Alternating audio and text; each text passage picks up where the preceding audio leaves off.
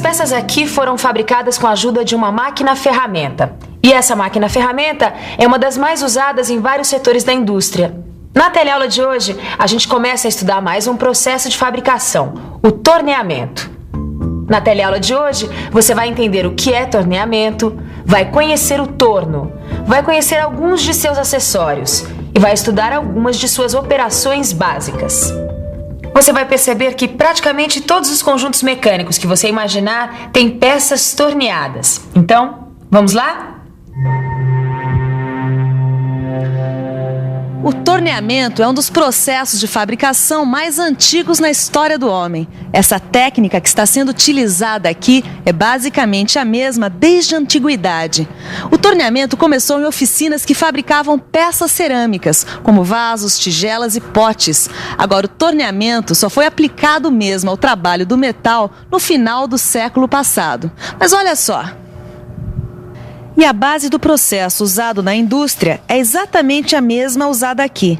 Olha só, assim como na indústria mecânica, o torneamento mecânico consiste em ir dando forma à peça enquanto ela gira sobre seu próprio eixo.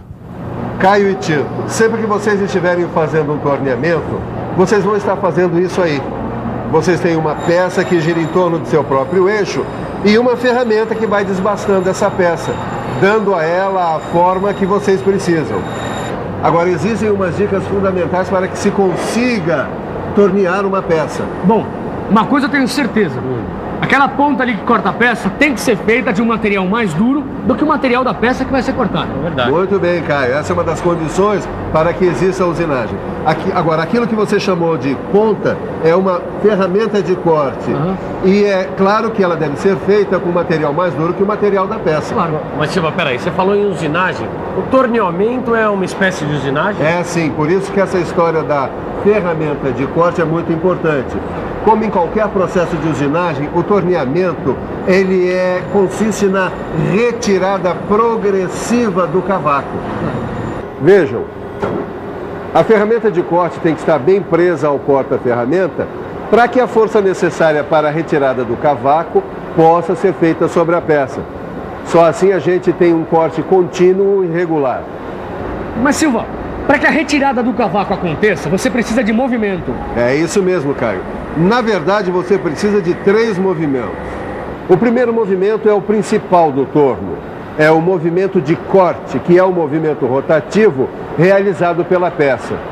O segundo movimento é o movimento de avanço, que, como o nome já indica, se refere ao deslocamento da ferramenta de corte ao longo da peça.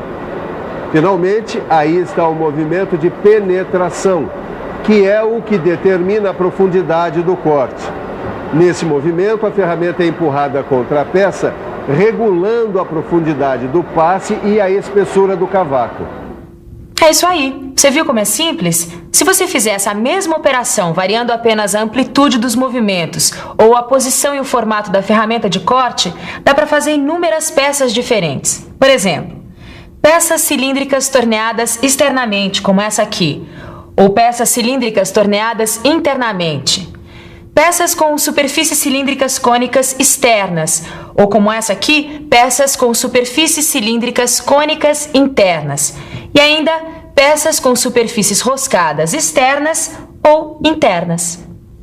O torno é mesmo versátil, hein? Além de todos esses tipos de peças, se a gente usar ferramentas de corte diferentes, ele pode ser usado com outras funções, como por exemplo, alargar e furar.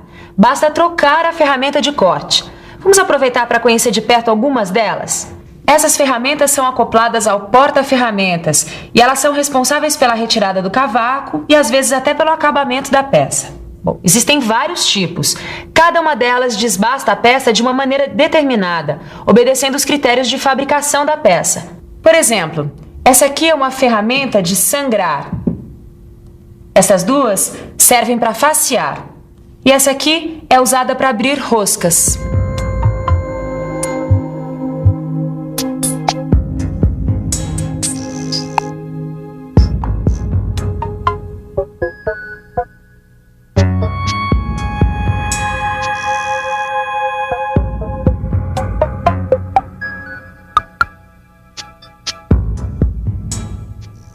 Bom, Agora você já está por dentro do torneamento.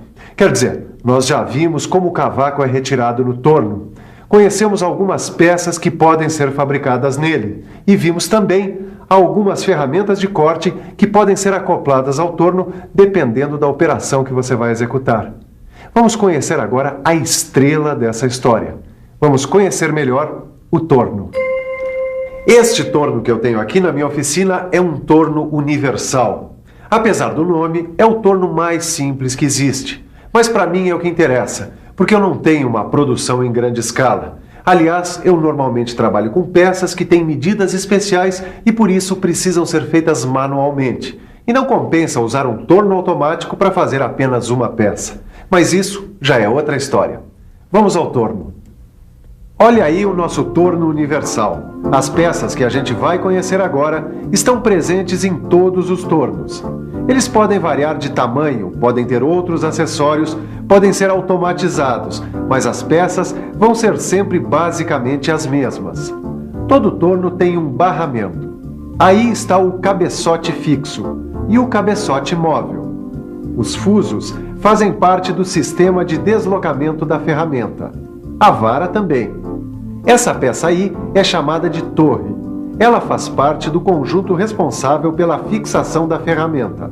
Fazem parte desse mesmo conjunto o carro porta-ferramenta, que pode se deslocar em vários ângulos.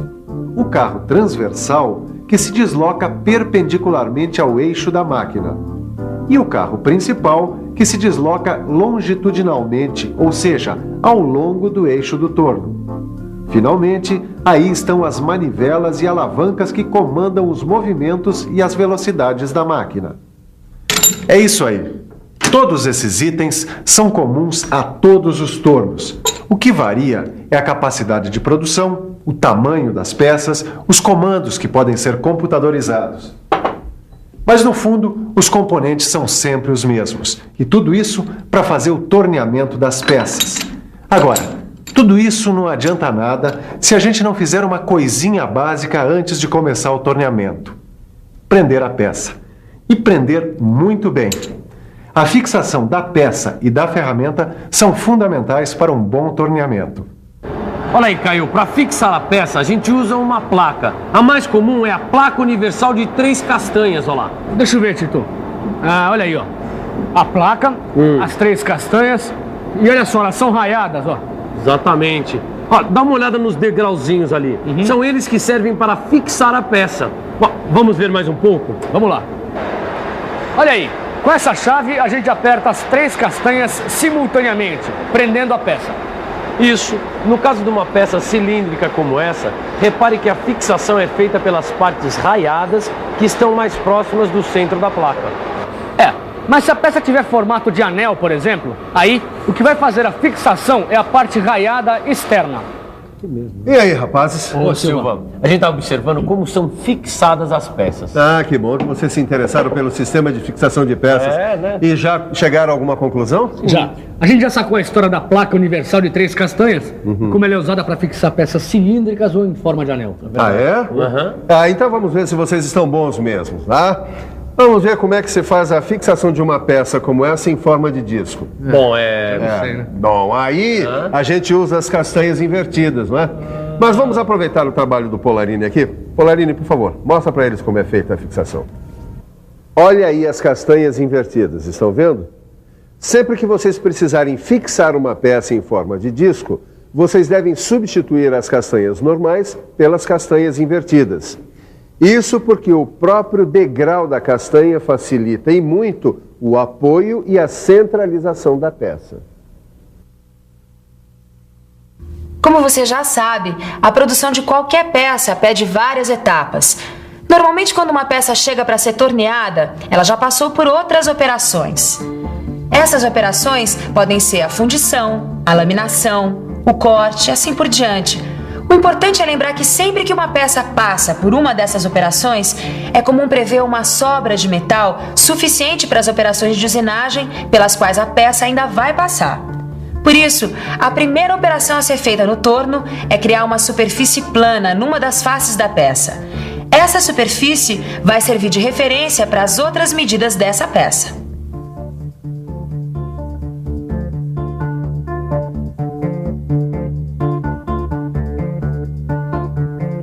Essa operação, que é sempre a primeira coisa que a gente faz na peça que vai ser torneada, chama-se faceamento. Mas o que será exatamente esse faceamento?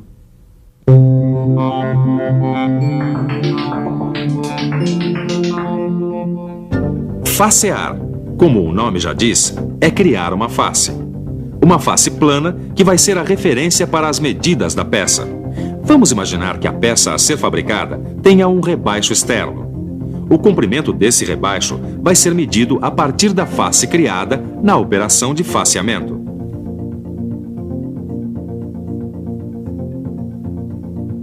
E eu já ia esquecendo os óculos.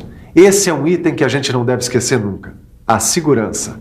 Sempre que você for operar um torno, use equipamento de segurança individual. É importante usar sapatos adequados, roupas adequadas e, em alguns casos, deve-se usar também uma rede para proteger o cabelo. E, é claro, os óculos. Antes que eu me esqueça. Toda vez que você for operar um torno, tire todos os anéis, pulseiras, correntes e relógio que estiver usando, porque eles podem se prender nas partes móveis da máquina. E pior do que perder um de seus objetos, você ainda pode se machucar. Todo cuidado é pouco. Se preocupar com segurança também é sinal de profissionalismo. Bom, agora que a gente já viu como é feito o faceamento na teoria, já estamos com os equipamentos de segurança, vamos ver como é que ele é feito, né, Silvio? Exatamente, ó, a peça já está fixada e a ferramenta está muito bem presa no porta-ferramenta. Acho que a gente já pode começar a facear. Só que antes de começar, nós precisamos verificar se a ponta da ferramenta está centralizada em relação à peça. A gente centraliza a ferramenta. Podemos usar a contraponta como referência. Pronto. Está centralizada e em ângulo em relação à peça. Agora a gente aproxima a ferramenta da peça e fixa o carro principal com o parafuso de aperto. E finalmente a gente consulta a tabela de velocidade de corte, seleciona a rotação do torno e pronto, já podemos ligar a máquina. Agora sim, a ferramenta é aproximada da peça até tocar a parte mais saliente. Depois, a gente faz ela penetrar, vamos dizer, uns 0,2 de milímetro na peça. A partir daí, passamos a deslocá-la continuamente para a periferia da peça. A gente repete esse deslocamento até terminar o faceamento. Outra operação que é básica é o torneamento da superfície cilíndrica externa. Calma que é só o nome que é cumprido. Na verdade, essa operação é tão simples quanto a outra. Como sempre, a gente centraliza e fixa bem a peça. Depois, temos que montar a ferramenta no porta-ferramenta. Aí, é a hora de selecionar a rotação do torno. Pronto, já dá para fazer. A primeira coisa é saber quanto do material vai ser torneado. Tendo a medida, a gente confere na peça com o paquímetro. Aí, a gente marca essa extensão com um risco, aciona o torno e faz um risco de referência. Pronto, agora é só tornear. Prontinho, agora chegou a hora de dar uma boa revisada em tudo que você aprendeu hoje. E atenção, se liga aí que é hora da revisão. Na teleaula de hoje, você ficou conhecendo o torneamento. Aprendeu que o torneamento é um processo de fabricação muito antigo, mas que só foi aplicado eficientemente ao trabalho do metal no fim do século passado. Você ficou conhecendo o torno universal e seus componentes, e viu como são feitas duas operações básicas de torneamento: o faceamento e o torneamento de uma superfície cilíndrica externa. É isso aí. Na próxima teleaula tem mais. Bom, a gente vai continuar descobrindo os segredos do torneamento. Bom, mas para isso, você não se esqueça, hein? Aprofunde tudo o que você viu nessa teleaula no seu livro. Bons estudos e até lá!